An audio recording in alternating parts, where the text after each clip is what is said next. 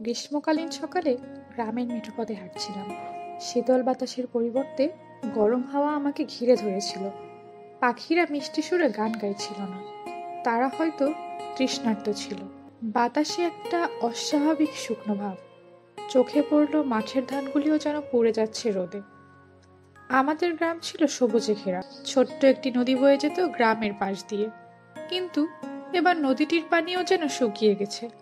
মাছেরা হা করে বাঁচার জন্য লড়াই করছে। গ্রামের বয়স্ক মানুষজন বলছিলেন, আগে এমনটা কখনো দেখিনি। আমার ছোট্ট বোনটি তখন এসে বলল, দাদা, কেন এমন হচ্ছে? আমি বললাম, জানো, এটি আমাদের পরিবেশের পরিবর্তনের ফল। আমরা এতদিন ধরে প্রকৃতির প্রতি যত্ন নেইনি। গাছ কাটার পরিমাণ বেড়েছে, কারখানা থেকে ধোঁয়া বেড়েছে, এতে পরিবেশের তাপমাত্রা বাড়ছে। বোনটি বলল, তাহলে কি আমাদের কিছুই করার নেই? আমি একটু হাসলাম। নিশ্চয়ই আছে। আমাদের গাছ লাগাতে হবে, পানি অপচয় করা বন্ধ করতে হবে, আর প্লাস্টিকের ব্যবহার কমাতে হবে।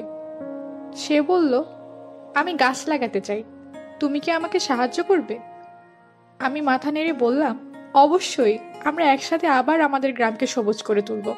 বোনটি হাসি মুখে বলল, তাহলে চলো আজই শুরু করি। আমরা সেই দিন থেকেই শুরু করলাম। ছোট ছোট পদক্ষেপে আমরা পরিবেশের যত্ন নিতে শুরু করলাম। ধীরে ধীরে গ্রামের চেহারা বদলাতে লাগলো। আবার পাখিরা গাইতে শুরু করলো, নদীর পানিও ফিরে আসতে লাগলো। এই ছোট ছোট পরিবর্তনগুলোই আমাদের গ্রামকে নতুন জীবন দিয়েছিল। পরিবেশের যত্ন নেওয়া শুধু একটি দায়িত্ব নয়, এটি আমাদের ভবিষ্যতের জন্য একটি অঙ্গীকার। নিয়ত পরিবর্তনের এই গল্পটি আমাদের শিখিয়েছে, আমরা যদি একসাথে চেষ্টা করি, তবে পরিবেশও আমাদের ভালোবাসায় সাড়া দেবে।